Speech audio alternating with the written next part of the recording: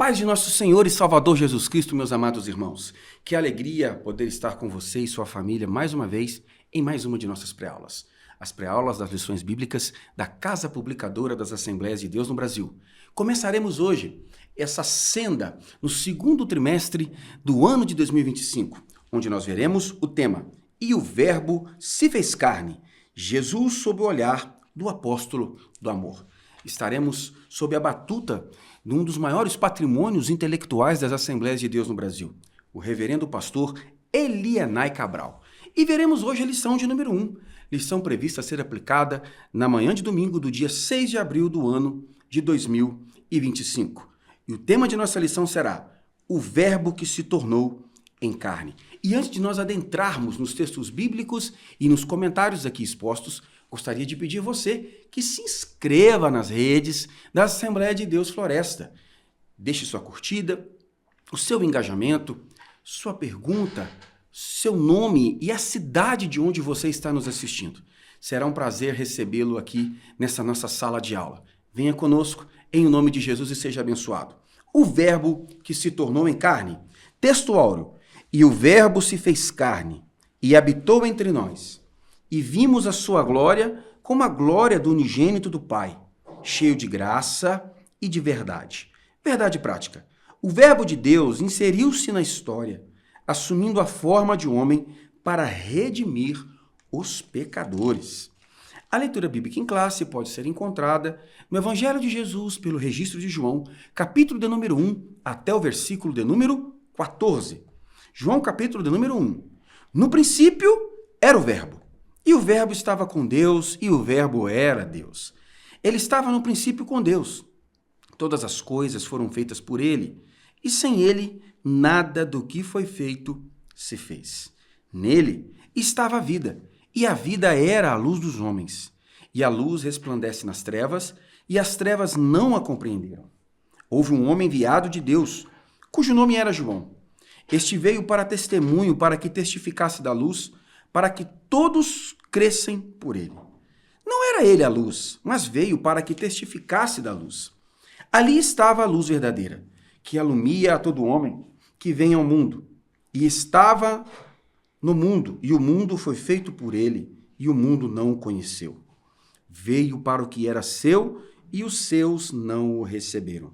Mas a todos quantos o receberam, deu-lhes o poder de serem feitos filhos de Deus, aos que creem no seu nome, os quais não nasceram do sangue, nem da vontade da carne, nem da vontade do varão, mas de Deus.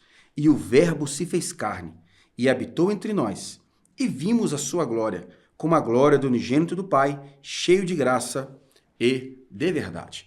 Estou aqui à minha direita, à esquerda dos irmãos, ladeado pelo auxiliar de trabalho, irmão Gabriel Felipe, que vai deixar a sua saudação e as notas introdutórias para essa nossa primeira lição. Eu quero cumprimentar os irmãos com a paz do Senhor. Uma alegria muito grande estarmos aqui em mais uma pré-aula, em mais um trimestre, para continuarmos falando da palavra de Deus, falando de Jesus. Para as notas introdutórias desta lição, que falaremos do Evangelho de João, e sobre o Verbo que se fez carne, quero trazer dois textos. Um já foi lido, João 1:1. No princípio era o Verbo, e o Verbo estava com Deus, e o Verbo era Deus. Mas também quero trazer Marcos, capítulo 1, versículo 1. Princípio do Evangelho de Jesus Cristo, Filho de Deus, assim está escrito. Note que em ambos os textos nós temos a palavra princípio. Só que em Marcos a gente tem princípio do Evangelho de Jesus Cristo. Ele iria tratar do ministério público de Jesus aqui na terra. Mas princípio em João fala de Jesus, que era Deus, que é Deus, estava com Deus desde o princípio. Então nós veremos que João irá abordar o aspecto da divindade de Jesus e como o Verbo, Deus, se fez carne e habitou, tabernaculou entre nós. Evangelista, irmão Rafael Cavalcante, deixe a sua saudação e as suas notas introdutórias, meu amado. Meus irmãos, a paz do Senhor, alegria estar aqui para iniciar mais um trimestre de estudo da palavra do Senhor. O foco do nosso estudo nesses 3 meses vai ser o Evangelho de Jesus, segundo escreveu João. Evangelho que não entra na categoria dos sinóticos, Mateus, Marcos e Lucas, isto porque difere dos mesmos no seu conteúdo. Este evangelho apresenta 7 milagres de Jesus, 7 discursos e 7 declarações do nosso Senhor Jesus, conforme a introdução da nossa Bíblia de Estudo Pentecostal. Lembrando que o evangelho não é de João, isso é uma força de expressão, uma forma de linguagem. Nem tampouco o evangelho é de Marcos ou de Lucas. O evangelho sempre foi e sempre será de nosso Senhor e Salvador Jesus Cristo, segundo Mateus, segundo Marcos, segundo Lucas e segundo escreveu João. As boas novas do Deus homem, Jesus Cristo, evangelho esse que é poder de Deus para a salvação de todo aquele que crê. A palavra-chave da nossa lição, encarnação. Palavra essa usada na teologia para se referir ao fato de que Deus se tornou homem na pessoa de Jesus Cristo. O acontecimento mais importante da história, pois o mais importante não foi o homem pisar na lua, mas Deus pisar na terra. Amados e queridos irmãos, o texto de João capítulo 4, versículo 25 e 26, temos a seguinte afirmativa. A mulher disse-lhe, eu sei que o Messias, que se chama o Cristo, vem. Quando ele vier, nos anunciará tudo. Jesus disse-lhe, eu o sou, eu que falo contigo. O propósito primário do Evangelho de Jesus, pelo registro de seu apóstolo João, tem como propósito específico, claro e evidente, incontestável, a manifestação e a descrição categórica da divindade de Cristo, sem contudo não negligenciando os seus aspectos humanos. Portanto, a pena de João tem como propósito afirmar que a encarnação do Verbo não diminui a sua divindade naquilo que nós acreditamos ser o mistério divino na Trindade. O Deus que é um só, que subsiste e consiste em 3 pessoas. Venha conosco para caminhar no decorrer desse trimestre nas grandes lições bíblicas e teológicas, com aplicações espirituais preciosíssimas a respeito de Jesus Cristo, o Logos divino, o Verbo de Deus, que tira o pecado do mundo. Ponto de número 1. O Evangelho de João, autoria e data, auxiliar trabalho, irmão Gabriel. João capítulo 8, versículo 32, e conhecereis a verdade, e a verdade vos libertará. João capítulo 6, versículo 6, eu sou o caminho, a verdade e a vida. Jesus Cristo é a verdade, e o conhecimento dele nos liberta. É por isso que as heresias, as seitas, tentam distorcer a figura de Cristo, porque distorcendo a figura de Cristo, nós distorcemos a verdade. Ele é a verdade. Então, João, na maturidade da sua vida, do seu ministério e do seu relacionamento com Deus, ele escreve o Evangelho de João ali no final ali do século I e tem um objetivo claro, falar de Jesus, apresentar o caráter de Jesus.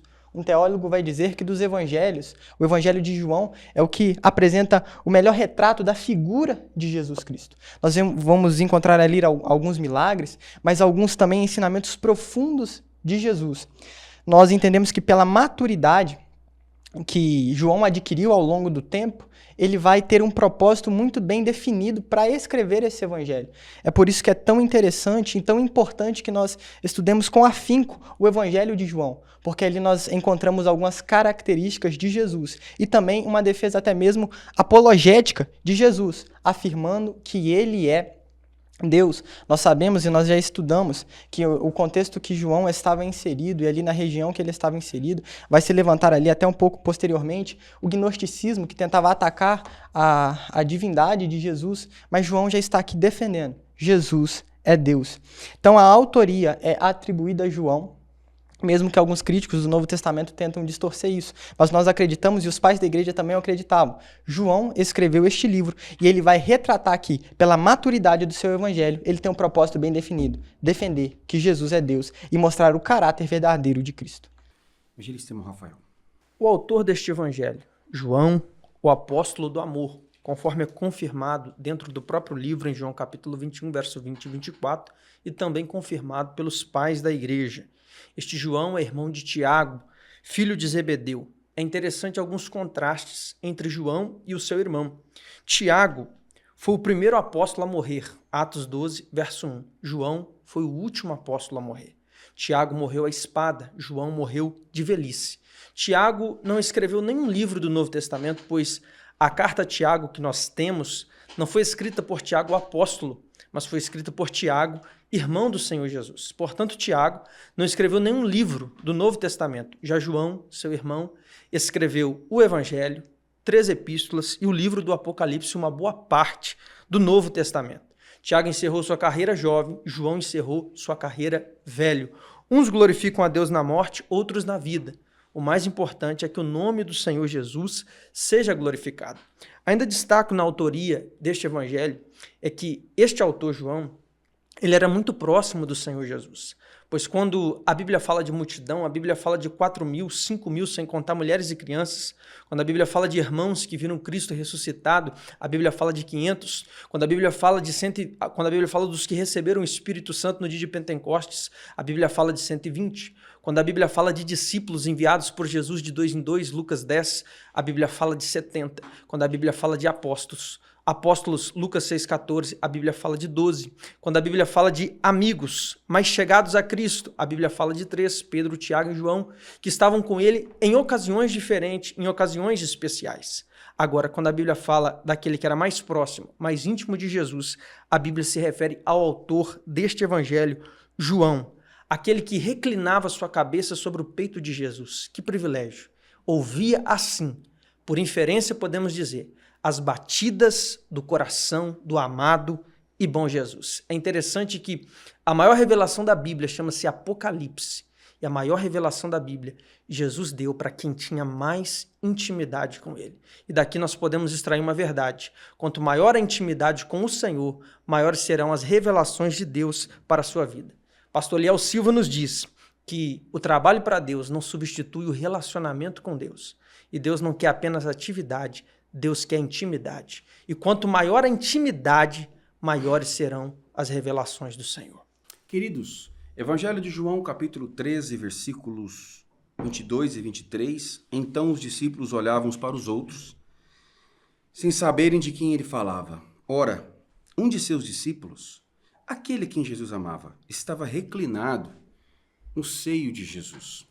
O próprio João, quando escreve a sua primeira epístola, capítulo número 1, a partir do versículo 1, ele diz: proclamamos a vocês aquele que existia desde o princípio, aquele que ouvimos e vimos com os nossos próprios olhos e tocamos com nossas próprias mãos. Ele é a palavra da vida.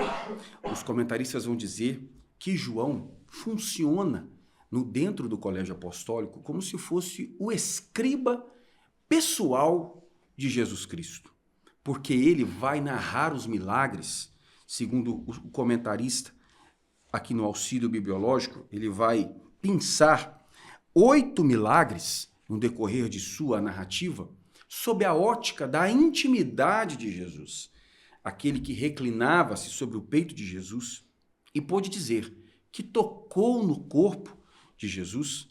Podia também falar do cheiro do corpo de Jesus, da preferência da comida de Jesus, da cor preferida de Jesus. Portanto, o Evangelho de João tem como propósito apresentar a visão do ministério de Jesus a partir da ótica da intimidade e da privacidade, no âmbito e no seio do círculo mais íntimo daqueles que conviviam, ouviam e estavam com Jesus. E é no capítulo 20, versículo número 31, que ele deixa claro o motivo pelo qual, entre o ano 80 e 90, ele escreve esta obra. João capítulo 20, versículo 31, afirma-nos a palavra: estes, porém, foram escritos para que creais que Jesus é o Cristo, o Filho de Deus, e para que, crendo, tenhais vida em seu nome. Mais ou tão importante saber que João, que tem o nome no seu evangelho, é o autor desta obra magnífica, é importante também sabermos o propósito pelo qual ele escreveu. Ele não escreveu para tão somente colocar-se dentre aqueles que queriam estar entre os escritores do cânon sagrado. Ele escreve e dedica o seu tempo e o seu ministério para revelar a obra do grande amor de Deus, Jesus Cristo, o Cristo, o precioso e bendito Filho de Deus. Ponto número 2, o propósito do Evangelho. Irmão Gabriel. Logo no prólogo deste Evangelho, nós já conseguimos observar qual é o propósito desse Evangelho. Por que nós estamos aqui hoje gravando essa pré-aula? Por que você está assistindo? Simples. É por conta de Jesus. É pelo sacrifício na cruz do Calvário. E o Evangelho de João vai nos mostrar essa interferência de quem? De Deus aonde? Na humanidade. No princípio era o Verbo, e o Verbo estava com Deus, e o Verbo era Deus. Então Jesus é Deus. E o Verbo, Deus, Jesus, se fez carne e habitou entre nós. E vimos a sua glória, como a glória do unigênito do Pai, cheio de graça e de verdade. Então o Evangelho de João vai nos mostrar a interferência de Deus na humanidade. Através de quem? De Jesus, Deus, Verbo encarnado, que habitou entre nós, tabernaculou entre nós e que nós pudemos ver a sua glória. Então, nós observamos no livro de João a interferência de Deus na humanidade, até porque a eficácia do sacrifício de Jesus passa pela sua natureza divina e humana. E nós vamos observar de forma clara nesse livro as duas, principalmente a natureza divina. É por isso que ele escreve, João 20:31, e estes, porém, foram escritos para que creiais que Jesus é o Cristo, o Filho de Deus, e para que, crendo, tenhais vida em seu nome. É porque nele nós temos a vida eterna. Somente nele nós temos a vida eterna. E é por causa do sacrifício dele que nós temos a vida eterna. É por isso que em Apocalipse 5, 9, 10, João também registra e cantava um novo cântico dizendo: digno és de tomar o livro e de abrir os seus selos, porque foste morto, e com o teu sangue compraste para Deus homens de toda tribo e língua e povo e nação. E para o nosso Deus os fizestes reis e sacerdotes, e eles reinarão sobre a terra. Mas nós só seremos dignos disso, porque Deus decidiu interferir na humanidade. Evangelista Rafael. Meus irmãos, cada um dos 4 evangelhos enfatiza um aspecto da pessoa de Cristo. Mateus apresenta Cristo como o Messias prometido, em que as profecias se cumpriram. Marcos apresenta Cristo como servo de Deus, conforme Marcos 10, 45. Lucas apresenta Cristo como homem perfeito, como filho do homem, enfatizando a humanidade do Senhor Jesus. E João apresenta Cristo como filho de Deus, enfatizando a sua deidade. O propósito do evangelho, conforme já citado pelo nosso irmão Gabriel, João capítulo 20, verso 31, para provar e para que aqueles que lessem crescem que Jesus é o Cristo, filho de Deus. Nós sabemos que um dos nomes com o qual Deus se apresentou a Moisés em Êxodo 3,14, Deus disse a Moisés: eu sou o que eu sou. E quando o povo te perguntar quem te enviou, diga que o eu sou te enviou. Então, eu sou é o nome de Deus. Em João 8,58, neste evangelho, Jesus vai dizer: ainda antes que Abraão existisse, eu sou. Por 7 vezes, Jesus, nesse evangelho, ele declara quem ele é, enfatizando que ele é o mesmo Deus, que faz parte da Trindade. Ele é o mesmo Deus que se manifestou a Moisés na sarça. Em João 6,51, ele diz: eu sou o pão vivo que desceu do céu. Em João 8,12, ele diz: eu sou a luz do mundo. Em João 10,9, ele diz: eu sou a porta da salvação. Em João 10,11, ele diz: eu sou bom pastor. Em João 11,25, ele diz: eu sou a ressurreição e a vida. Em João 14,6, ele diz: eu sou o caminho, a verdade e a vida. E em João 15,1, ele diz: eu sou a videira verdadeira. Este é o eu sou, o Senhor Jesus Cristo, DH, HD, Deus homem e homem Deus, apresentado neste evangelho. Queridos, pedagogicamente, o comentarista sugere que o professor trabalhe a apresentação desse evangelho, o prefácio ou prólogo, trabalhando os versos do capítulo 1, do versículo 1 ao versículo de número 14. E na apresentação de seu evangelho, João deixa claro o propósito pelo qual ele escreve, versículo número 11, veio para o que era seu, e os seus não o receberam.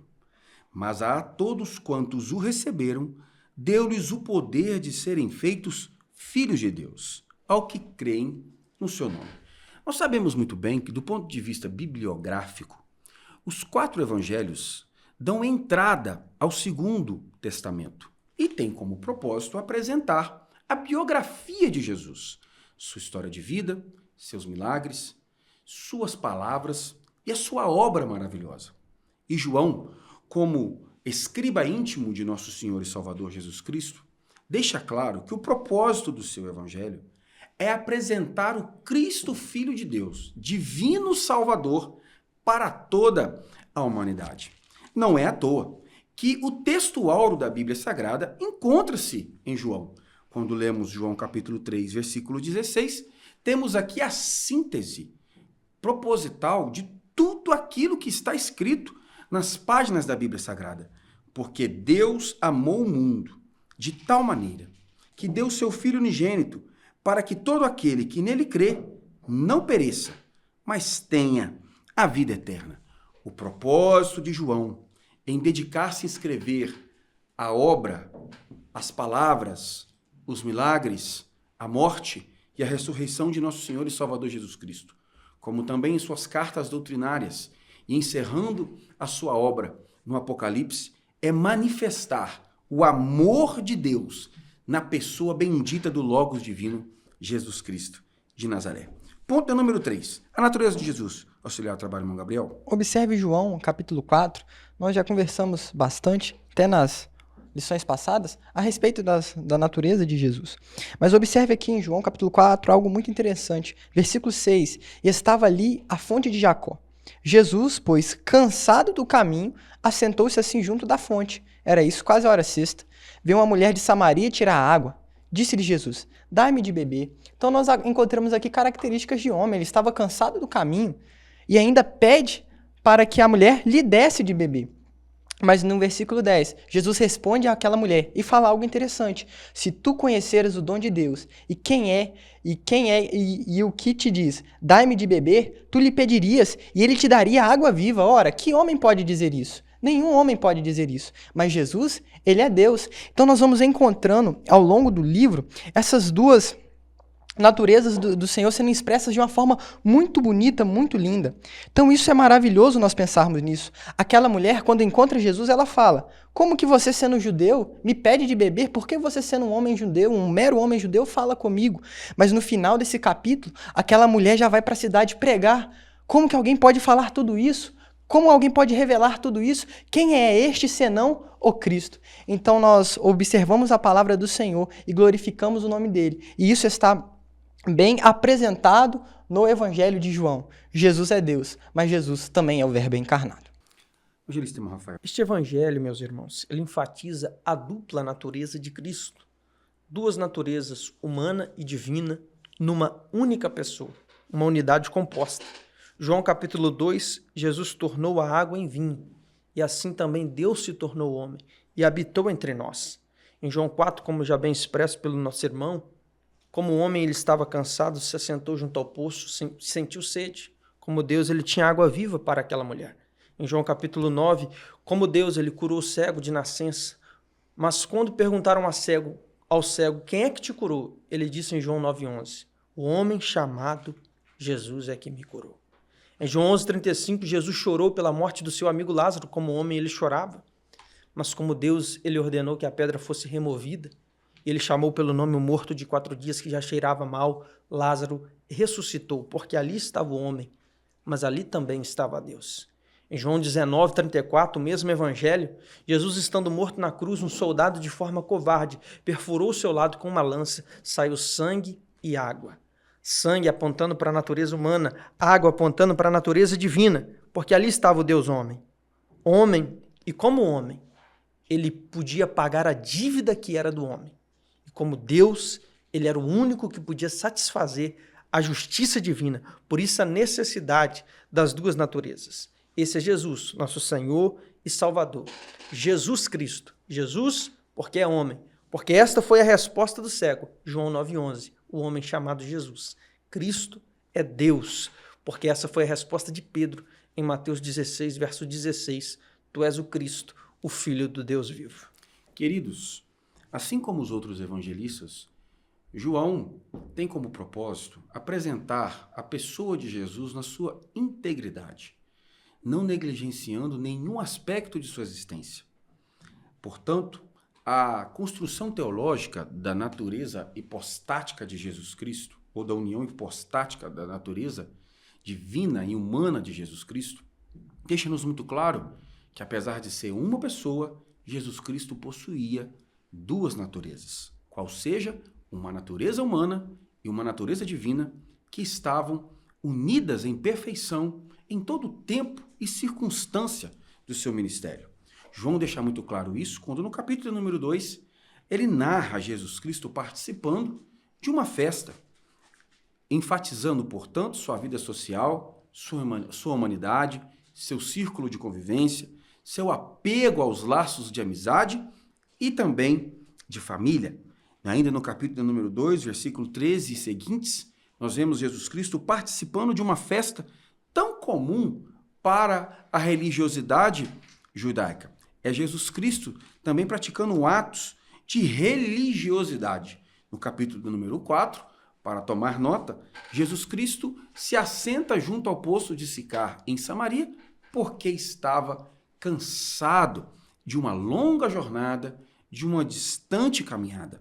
Portanto, fica claro e evidente que Jesus Cristo era homem perfeito e Deus perfeitamente manifestado. Portanto, amados irmãos, a compreensão joanina de quem Jesus Cristo era, do que Jesus Cristo falava e da obra de Jesus Cristo, em todo o tempo, em todos os aspectos, João ressalta que ele era o homem perfeito e perfeitamente Deus adorado para todo sempre. Tópico de número 2, nós veremos agora Jesus, o Verbo de Deus. Mas até agora você não curtiu o nosso vídeo. Você não deixou aí o seu comentário, a sua indagação, a sua discordância, se for o caso, aí em nossos comentários. Se inscreva nas redes sociais da Assembleia de Deus Floresta e nos ajude a compartilhar e a espalhar as boas novas de salvação na pessoa bendita do Verbo divino de Deus, Jesus Cristo, o Filho de Deus. Jesus, o Verbo de Deus, a revelação que ultrapassou o passado auxiliar de trabalho, irmão Gabriel. Jesus não foi simplesmente gerado por Maria, ou Jesus só se deu no seu nascimento carnal ali de Maria, não. Jesus já era desde o princípio. É por isso que João começa o seu evangelho desta forma. Interessante que em sua carta, 1 João, ele também começa o que era desde o princípio, o que vimos com nossos olhos, o que temos contemplado e as nossas mãos tocaram da palavra da vida. Então fica evidente que Jesus não começa com o seu ministério ou com sua vida terrena, não. Ele já era de algo muito anterior. É por isso que ele também registra, João capítulo 8, versículo 58. Disse-lhe Jesus, em verdade vos digo que, antes que Abraão existisse, eu sou. Ou seja, fica evidente que Jesus é desde o princípio. Que princípio é esse? O comentarista vai nos dizer da relação que ele faz com Gênesis capítulo 1. No princípio, criou Deus os céus e a terra. Então fica evidente que na criação do mundo, Jesus ali estava. Mas Jesus também foi criado, ele foi criado ali na criação, ou foi um pouco antes disso? Não, de forma nenhuma. Jesus é Deus, ele é eterno.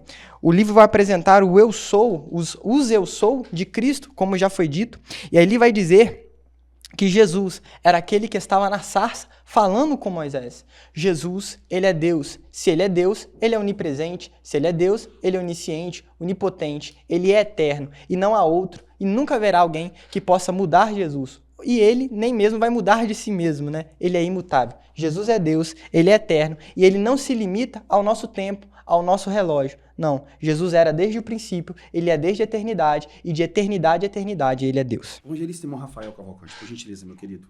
Meus irmãos, João capítulo 1, verso 1. No princípio era o verbo.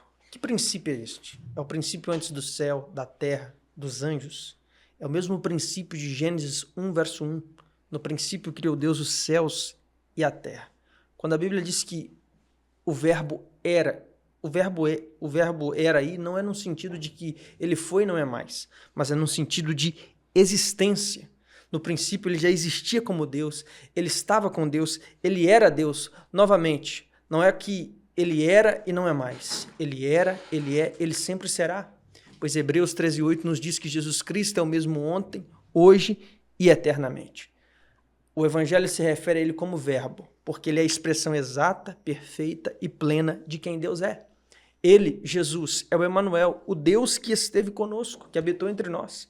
Isaías 9:6 nos lembra que ele é o Pai da eternidade, isto é, ele é antes da eternidade. Miqueias 5:2, profetizando que ele nasceria em Belém, diz que as suas saídas são desde os tempos antigos, desde os dias da eternidade.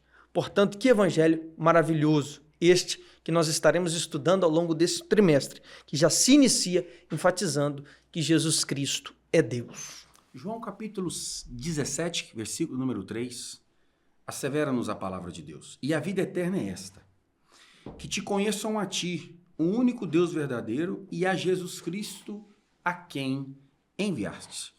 Vejamos que a pedagogia joanina é de equivalência, de colocar Deus o Pai, Deus o Filho, em grau de equiparação, reflexos um do outro, sendo cada um personalidades distintas. Portanto, amados irmãos, os atributos indeclináveis, inalienáveis e exclusivos de Deus, todos são participados a Jesus Cristo de Nazaré. Dentre eles, nós temos a eternidade. É o que nós podemos concluir da inteligência do capítulo 1, versículo de número 1 do Evangelho de João. No princípio, era o Logos, a manifestação plena de quem Deus é, de quem Deus sabe, de onde Deus está e do que Deus pode. E o Verbo estava com Deus, e o Verbo era Deus. O comentarista no livro de apoio vai dizer o seguinte aqui na página de número 15. No texto de Gênesis 1, capítulo 1, no princípio, quando o céu e a terra foram criados, o Logos, a palavra bendita de Deus, já existia. Apocalipse capítulo 1, versículo 8, João narrando o que ele entendeu da voz poderosa de muitas águas de Jesus, enquanto ele estava exilado na ilha de Patmos por conta da pregação do Santo Evangelho. João pôde dizer e escrever o que o próprio Cristo disse de si mesmo. Eu sou o Alfa e o Ômega, o princípio e o fim. Ele é Deus eterno, adorado para todo sempre. Ponto número 2. A natureza fundamental do verbo. Auxiliar trabalho, irmão Gabriel. Falando mais uma vez dos eu sou de Cristo e nos lembrando do eu sou da sarça. No hebraico, aquele eu sou está no tempo indeterminado. O que isso quer dizer? Nós podemos falar aqui do português de 3 tempos: passado, presente e futuro. Mas no hebraico, ali aquela palavra está no tempo indeterminado. E o que isso traz para nós? O pastor Eliel Silva também nos ensina isso. Quando o Senhor fala eu sou ali, ele está dizendo eu fui o que fui, eu sou o que sou, eu serei o que serei e também sou aquilo que eu quiser ser. Ele é Deus, ele é todo-poderoso. Então nós encontramos no ministério de Jesus o uso do eu sou e entendemos que ele compartilha disso também. Ele foi o que foi, ele é o que é e ele sempre será o que é. Ele é Deus, ele é imutável. Então nós entendemos isso olhamos para isso no livro de João e não temos outra constatação a não ser Jesus é Deus, Jesus ele é eterno, ele é nosso Salvador. Gerista, irmão Rafael. O mesmo João, em Apocalipse, capítulo 1, verso 8, 1:17 e 2, verso 8, para a igreja de Esmirna, apresenta Jesus como o primeiro e o último. E este título do nosso mestre enfatiza pelo menos 3 verdades a respeito do Senhor. Primeiro, ele é eterno. Ele é o primeiro e o último. Ele é o começo e o fim. Ele é o início e ele é o final. A segunda verdade, isso aponta para o caráter criativo de Jesus. Ele é o primeiro e o último porque tudo começou com ele e tudo vai terminar com ele.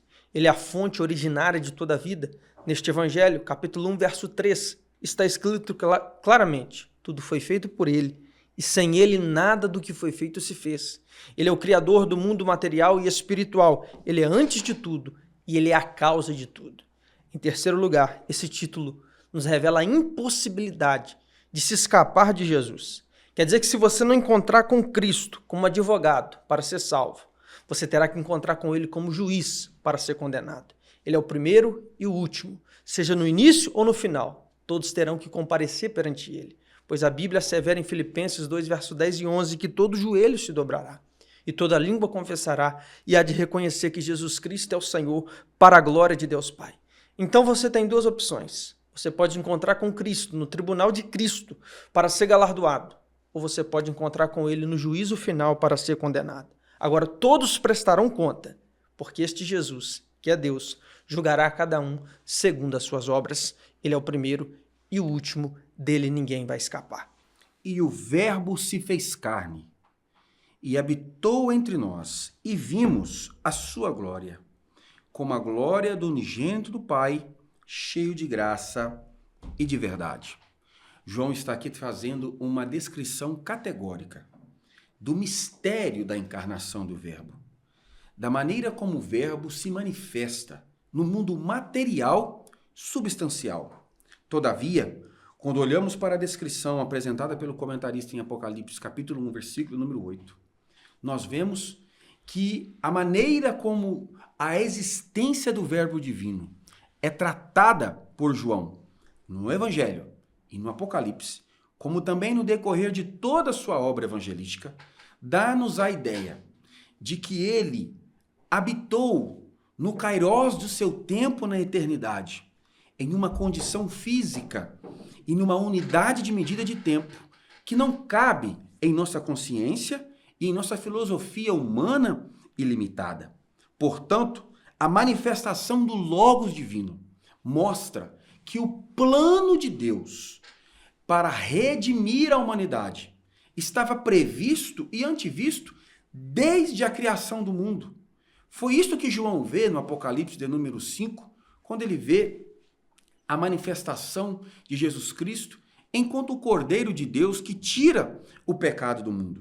Portanto, o projeto de Deus em reconciliar a coroa de sua criação, o homem, não se dá por improviso, porque a eternidade do Logos divino já previa a queda e já previu, antes da queda, a solução, mais do que como antídoto, mas como um santo remédio que cura o homem do poder do pecado e da condenação do pecado.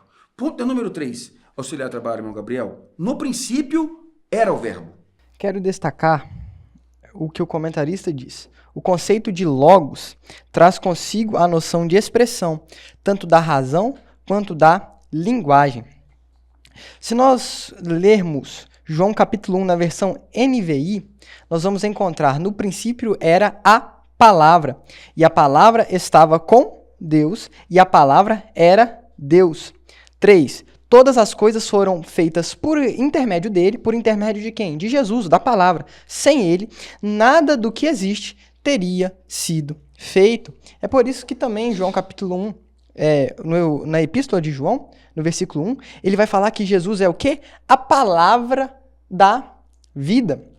E Hebreus, capítulo 1, versículo 1, vai dizer: havendo Deus antigamente falado muitas vezes e de muitas maneiras aos pais, pelos profetas, a nós falou nesses últimos dias pela palavra, aqui em Hebreus, pelo Filho, a quem constituiu o herdeiro de tudo, por quem fez também o mundo.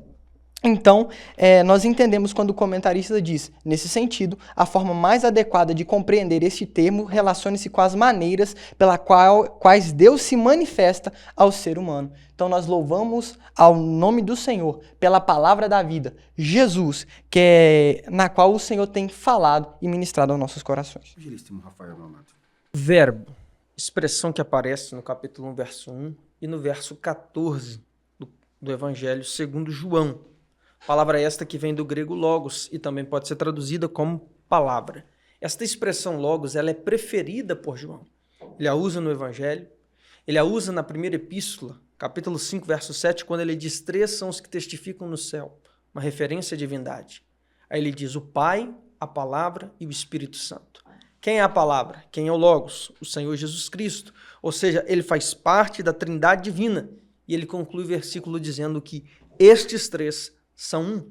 Também Apocalipse 19, verso 13, quando ele fala do Cristo glorioso vindo sobre um cavalo branco no final da grande tribulação para defender Israel na batalha do Armagedon, ele diz que ele está vestido até os pés de uma veste salpicada de sangue e o nome pelo qual ele se chama é a Palavra de Deus. Ele é o Logos divino. Como já dito, ele é a revelação exata, plena e perfeita de quem Deus é. Por isso ele disse em João 10, verso 30, eu e o Pai somos um. Por isso também o pedido de Filipe não foi atendido, Pois em João 14, verso 8, Filipe disse: Senhor, mostra-nos o Pai, que nos basta. E Jesus disse: Filipe, ainda não tendes compreendido que eu estou no Pai e que o Pai está em mim, e que quem me vê a mim, vê o Pai que me enviou. A teologia de Paulo nos ensina a compreensão filosófica do Logos divino. Quando Paulo escreve em Colossenses capítulo 2, versículo 9, na tradução no português temos: porque nele, em Jesus, habita corporalmente toda a plenitude da divindade. Paulo e João concordam no sentido de apresentar a síntese, o núcleo da teologia cristocêntrica. O Cristo que se fez carne e no seu corpo, pela natureza humana e divina, nós temos a compreensão de quem é Deus. O pedido de Filipe a ele, dizendo: mostra-nos o Pai, e a maneira como Cristo confronta, dizendo: estou com você há tanto tempo, com vocês há tanto tempo, e vocês me fazem esse tipo de pergunta e questionamento, e Cristo afirma: quem vê a mim está vendo o Pai. O João, na ilha de Patmos, ele vê Jesus Cristo glorificado em seu corpo, no meio de 7 candeeiros. Ele está no meio da igreja. A igreja olha para Cristo e o mundo vê, através da igreja, a manifestação do Cristo, que é Deus, que é o Logos divino, que é a manifestação daquilo que Deus é. O professor Stanley Horton, em sua obra Teologia Sistemática, quando ele trabalha a maneira como Deus quer se manifestar, ele diz que se Deus brincasse de esconde-esconde, ninguém o encontraria. E para manifestar quem é, o que pode e o tamanho do seu amor, ele manifesta-se na pessoa bendita de Jesus Cristo, que é Deus em igualdade ao Pai, glorificado juntamente com o Espírito Santo. Nós já estamos para encerrar a nossa lição, meus amados irmãos. Estamos adentrando agora no ponto de número 3 e veremos a encarnação do Verbo. Ponto 1, a manifestação do Verbo e a luz do mundo. Auxiliar trabalho, irmão Gabriel. Por várias vezes nós vamos encontrar Pedro e João juntos. E Pedro, companheiro de ministério de João, vai dizer: mas vós sois a geração eleita, o sacerdócio real, a nação santa, o povo adquirido, para que anuncieis a virtude daquele que vos chamou das trevas para a sua maravilhosa luz. Então, Pedro aqui faz uma constatação. Nós estávamos em trevas. E o mundo, pelo pecado, pela distância que estava de Deus, estava em trevas. O pecado, o lamaçal do pecado, a depravação do gênero humano. Nós estávamos em trevas. Mas quando o Verbo se fez carne e habita entre nós, quando Jesus, que é Deus, se encarna para vir a este mundo, ele traz consigo a luz, até porque ele próprio é a luz. É ele que alumia a nossa vida, é ele que alumia nosso caminho, é ele que nos tira das trevas e nos traz para a maravilhosa luz. Ou seja, é impossível que alguém viva na luz, é impossível que alguém viva no caminho de Deus sem passar por Jesus, porque ele é o caminho. É impossível nós falarmos que estamos na luz sem aplicar em nossas vidas aquilo que Jesus ensinou. Ora, se Jesus é a luz e ele me ensina algo, como que eu vou ir de contrapartida com isso e falar que estou na luz? De maneira nenhuma. Isso não pode ser assim. Nós precisamos andar com Jesus, replicar aquilo que Jesus fez, andar nos ensinamentos de Jesus, porque só então viveremos na luz. Se nós vivemos uma vida de pecado, se nós vivemos uma vida nas trevas, distantes do Senhor, essa realidade não mudará enquanto Jesus não chegar em nossa vida. Então que nós possamos nos firmar nessa palavra. Jesus é quem trouxe a luz. Ele é a luz, e para que nós estejamos na luz, nós precisamos estar nele, andar obediente segundo a palavra dele. Evangelista Rafael, meu querido. João 8, verso 12, Jesus diz: eu sou a luz do mundo. É interessante que das 7 declarações de Cristo, eu sou, no Evangelho segundo João, Jesus, ele não diz que a igreja, ele não diz que nós somos o pão, ele não diz que nós somos a porta, nem o pastor, nem a ressurreição, nem o caminho, nem a videira. Das 7 declarações, a única que ele compartilha conosco é justamente essa, porque ele disse, eu sou a luz. Mas ele também disse para a igreja, em Mateus 5,14, vós sois a luz do mundo. E ele diz ainda, não se pode esconder a cidade edificada sobre o monte, e nem se acende a candeia e se coloca debaixo do alqueire. Por que a cidade sobre o monte não se esconde? Porque quando a noite chega, as luzes daquela cidade se acendem. Ela pode ser vista de longe. E assim a luz do cristão, ela tem que brilhar de longe. A luz, ela não deve ser escondida debaixo de um alqueire, de um cesto, de uma mesa. A luz do cristão, ela tem que ser evidente, ela tem que ser visível. Que coisa maravilhosa. O Cristo que é a luz compartilha da sua luz conosco. A sua luz nos torna luz. É semelhante ao que acontece com a lua. A lua é um símbolo da igreja, porque você sabe que a lua, ela cientificamente falando, não possui luz própria. A luz recebe, armazena, retém a luz do sol durante o dia. E à noite, ela reflete a luz do sol. E assim é a igreja. Ela recebe a luz do sol da justiça, que é Cristo, e ela resplandece essa luz de Cristo como a lua neste mundo de trevas, neste mundo mau. O mesmo João vai nos dizer em João capítulo 3, verso 19, que a luz veio ao mundo e os homens amaram mais as trevas do que a luz. Quem ama as trevas será condenado, mas quem ama a luz se torna luz e um dia vai morar na luz. Porque Apocalipse 21, verso 23 diz sobre a nova Jerusalém que os salvos vão morar. A cidade não necessita de sol e lua para que nela resplandeça. Porque a glória de Deus a tem alumiado e o Cordeiro é a sua luz, o Cordeiro é a sua lâmpada. Louvado seja Deus. Queridos, nele estava a vida, e a vida era a luz dos homens. E a luz resplandece nas trevas, e as trevas não a compreendem. Se nós aplicarmos uma aplicação filosófica a essa porção bíblica, nós veremos que as trevas não existem. As trevas nada mais são do que a ausência da luz. Portanto, a luz tem o poder de dissipar a mais densa treva e trazer iluminação, clareza e evidência para a mais tenebrosa escuridão. Portanto, o que João está dizendo é que o estado original de todo indivíduo que nasce e ainda não confesso ao poderoso sacrifício de Jesus Cristo, ele está em trevas. É por isso que na sua primeira epístola, capítulo de número 1, versículo número 7, ele vai colocar uma condicionante, dizendo o seguinte, mas se andarmos na luz. Ele não está falando de andar debaixo de um luzeiro. Ele está falando de andar em alguém, em uma posição. Porque nós estamos em Cristo Jesus. Nós estamos posicionados nas regiões celestiais, como o apóstolo Paulo diz aos Efésios, capítulo número 2, e nós estamos em Cristo Jesus. Nós estamos na luz, como ele na luz está. Temos comunhão uns com os outros, e o sangue de Jesus Cristo, seu Filho, nos purifica de todo o pecado. Portanto, a igreja, ela carrega a missão de reverberar, de espalhar e de trazer luz, clareza, evidência para todo aquele que está perdido. É por isso que João o Batista diz a respeito de si que ele era somente uma voz daquele que clamava no deserto. Ou seja, João se compara a um amplificador, que não é em si a fonte de voz, mas ele replica a voz.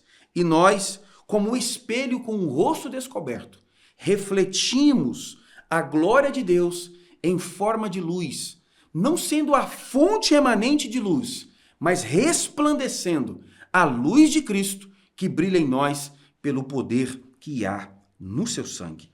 Ponto número 2. O privilégio de nos tornarmos filhos de Deus. Auxiliar de trabalho, irmão Gabriel. É um privilégio ser filho de Deus.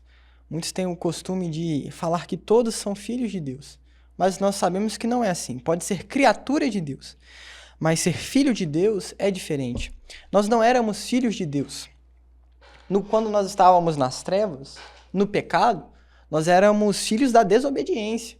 nós operava a maldade, toda a sorte de males, de maldade e até mesmo de influência de poderes malignos. Porque nós não estávamos sobre a tutela de Cristo, sobre o poderio de Cristo. Nós estávamos no pecado. Nós estávamos nas concupiscências da carne. Mas quando nós recebemos o Senhor Jesus, João diz: mas a todos quanto o receberam, deu-lhes o poder de serem feitos filhos de Deus, aos que creem no seu nome. Então nós só somos filhos de Deus por causa de quem? De Jesus. Não poderia ser por causa de outro. É nele, é pelo sacrifício dele, é pela ação viva dele que nós podemos nos achegar a Deus e ser novamente chamados de filhos. E qual privilégio isso dá? Não há nada melhor do que ser filho de Deus. O apóstolo Paulo, em Romanos, vai dizer: e se somos filhos, também somos herdeiros de Deus e co-herdeiros com Cristo. Se de fato sofremos com ele, também com ele seremos glorificados. Então, se nós estamos com Cristo, somos filhos de Deus, e somos filhos de Deus, tem morada preparada para nós, conforme João capítulo 14. Evangelista Rafael. Meus irmãos, assim como aquele que crê na luz se torna luz, aquele que crê no Filho de Deus, Jesus Cristo, ele se torna filho pela graça, pela adoção e pelo chamado. E sobre o Filho de Deus eu compartilho rapidamente 5 características. Primeiro, o Filho de Deus é aquele que faz bem a quem não merece. Mateus 5, 45 e 46, Jesus diz: amai vossos inimigos, bendizei os que vos maldizem, fazei bem aos que vos odeiam, e orai pelos que vos maltratam e vos perseguem, e assim sereis filhos de vosso Pai que está no céu.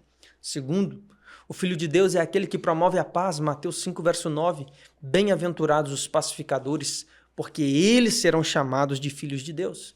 O Filho de Deus não coloca lenha na fogueira, não semeia contendas e intrigas que Deus abomina. O Filho de Deus é aquele que apazigua, é aquele que reconcilia pessoas. O Filho de Deus, ele não constrói muros que separam as pessoas, mas ele constrói pontes que aproximam as pessoas. Ele promove a paz onde ele está e aonde ele chega. Em terceiro lugar, o Filho de Deus, ele procura a direção. Romanos 8, 14. Todos que são guiados pelo Espírito de Deus, estes são filhos de Deus. O Filho de Deus, ele procura andar na vontade e na direção de Deus para a sua vida, a qual é boa, perfeita e agradável. Em quarto lugar, o Filho de Deus, ele imita a Deus. Efésios 5, verso 1. Sede, pois, imitadores de Deus como filhos amados. Assim como um filho, ele pode herdar as características físicas e até psicológicas de seu pai. Como filhos de Deus, nós devemos herdar as características do nosso Deus, ou seja, do nosso Pai Celestial. Pois o teu modelo primário de santidade não é A, não é B, mas é o Deus a que você serve. E por fim, o Filho de Deus, ele busca a perfeição. Mateus 5, 48, Jesus diz: sede, pois, perfeitos, como é perfeito o vosso Pai que está no céu. Mesmo que você não alcance nesta vida o estado de perfeição, mas você vive em processo de aperfeiçoamento, porque ninguém é tão bom que não possa melhorar a cada dia mais. E como já dito pelo nosso irmão Gabriel, a maior recompensa para o Filho de Deus é que o Filho tem direito à herança, a tua melhor e mais importante herança não está nessa terra, ela está no céu. Isto é, se você é filho de Deus, ao crer em Jesus como Senhor e Salvador da sua alma. Queridos, no decorrer de toda a narrativa bíblica, no Primeiro e Segundo Testamento, nós encontramos 5 tipos de filhos de Deus. O primeiro tipo são os anjos, os filhos criados. Jó capítulo 1, versículo do número 6. O segundo tipo, nós temos o filho formado, Adão. Gênesis capítulo 1, versículos 26 e 27. O terceiro tipo, os filhos escolhidos. Diz respeito à nação de Israel, os judeus. Isaías capítulo 1, versículo 2. Amós capítulo 3, versículo 2. Os filhos por adoção, que somos nós. João capítulo 1, versículo 12. Mas a todos quantos o receberam, deu-lhes o poder de serem feitos filhos de Deus aos que creem no seu nome. Nós somos, à luz da ilustração do apóstolo Paulo para os crentes da cidade de Roma, nós somos um enxerto, jambuzeiro bravo, que fomos enxertados na oliveira verdadeira e, portanto, nos tornamos filhos de Deus e coparticipantes da herança pela pessoa de nosso amado e Salvador, Jesus Cristo de Nazaré. E para concluir o raciocínio, o quinto tipo de filho Jesus Cristo, o Filho unigênito do Pai, é o que nós podemos encontrar em toda a obra joanina. Todavia, nós precisamos entender da condição, do privilégio e da posição que o Senhor nos dá. Não que isso seja motivo de culto à personalidade humana ou de egocentrismo, mas precisamos entender os efeitos do amor de Deus em nós. Porque nós, na condição de filhos de Deus por adoção, gerados no coração de Deus pelo sacrifício vicário de Cristo na cruz do Calvário, estamos em pé de igualdade. Porque até mesmo à luz da legislação brasileira, a partir de 2002, com a consolidação e promulgação do Código Civil de 2002, não existe mais a figura de filho adotivo, filho adulterino, filho legítimo, filho ilegítimo. Filho é filho. E nós outros, na condição de filhos de Deus, adotados, gerados no amor de Deus, enxertados na oliveira verdadeira, somos coparticipantes pela pessoa de Cristo Jesus, de todos os mistérios, riquezas, benefícios e a glória de Deus que se manifesta em nós. Ponto número 3. A manifestação e a habitação do verbo. Auxiliar trabalho, Gabriel. Nós encontramos no Antigo Testamento o Senhor querendo tabernacular no meio do seu povo. É por isso que ele institui o tabernáculo. E o Senhor, ele diz como deveria ser as regras daquele tabernáculo. Ele institui os sacerdotes, como deveria ser construído, quais os ritos que aconteceriam ali, quando ia acontecer cada tipo de sacrifício ou de cerimônia no tabernáculo. O Senhor fala, o tabernáculo ficará no meio da congregação, as outras tribos, as tribos, melhor dizendo, serão colocadas ao redor, mas o tabernáculo ficará no meio. E nós encontramos isso em Jesus. Nós, a igreja, e nós, em nossas vidas, precisamos colocar Jesus no centro, no meio. Ele deve ser o nosso alvo, o nosso objetivo. Nós precisamos olhar para Ele, nos mover por Ele e viver para Ele. Enquanto fizermos isso, a presença de Deus estará em nosso meio, estará conosco para nos fazer prosperar, não no sentido somente material, mas falo no sentido espiritual. Mas ali tinha todo um rito, e o que podia chegar mais próximo da presença de Deus era o sacerdote, quando ele poderia, uma vez ao ano, entrar no Santo dos Santos e ter o acesso ali mais próximo à presença de Deus, representado ali na Arca da Aliança. Mas quando Jesus morre na cruz do Calvário, o véu de alto a baixo se fende, ele se rasga de alto a baixo, o acesso é liberado, o Espírito Santo foi enviado. Hoje nós temos o livre acesso para falar com o Senhor, para orar, para sentir a presença dele de maneira pessoal. Então, meu amigo, não desperdice essa oportunidade. Busca a Deus, porque ele está disponível. A manifestação e habitação do verbo, querido. Meus irmãos, o pecado entrou no mundo porque o homem quis ser como Deus. A proposta da serpente que iludiu Eva e Adão foi a seguinte: no dia que vocês comerem desse fruto, vocês serão como Deus, conhecendo o bem e o mal. Então o pecado entrou no mundo porque o homem quis ser como Deus. Deus, para resolver o problema do pecado, ele se tornou homem na pessoa de Jesus Cristo. João 1, verso 14. O verbo se fez carne e habitou entre nós. É o evangelista dizendo que Deus se tornou homem e conviveu conosco. É interessante que quando se convive com alguém, você descobre com o passar do tempo os defeitos dessa pessoa. O marido conhece os defeitos da esposa e vice-versa. O irmão conhece os defeitos do outro irmão. Por quê?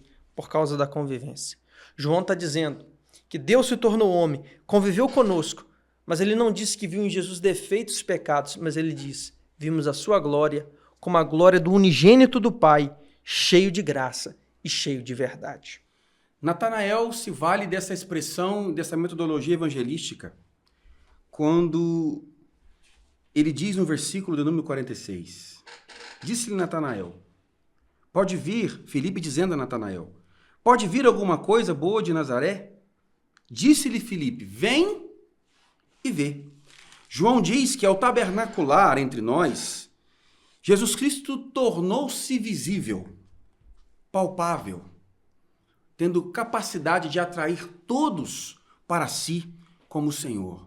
Olhai para o Cordeiro de Deus.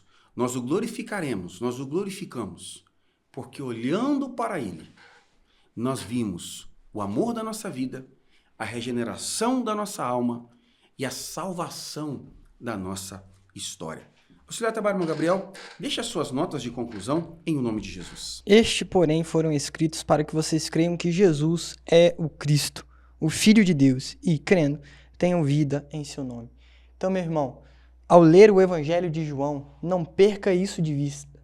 Jesus é o Cristo, Filho de Deus, é Deus, e crendo nele, nós teremos vida, e não pouca vida, mas vida com abundância, vida eterna. Então, nessa concordância bíblica, faça como o autor aos Hebreus diz, olhe para Jesus, o autor e consumador da nossa fé. Rafael. Meus queridos, vocês são os nossos convidados para mais um trimestre, no qual estaremos falando a respeito de Jesus, na narrativa do Evangelho segundo João, o apóstolo do amor. Evangelho esse que enfatiza a divindade e a humanidade de Cristo. Estaremos estudando milagres e discursos do Senhor Jesus neste Evangelho, e você é nosso convidado para que possamos aprender juntos mais da Palavra de Deus. Eu gostaria de usar esse tempo final de nossa conclusão dessa lição para parabenizar a união feminina de nossa igreja. No final de semana que acabamos de passar, nós tivemos um maravilhoso congresso de irmãs, capitaneado pela irmã Rosa e por toda a diretoria da UFADFIB.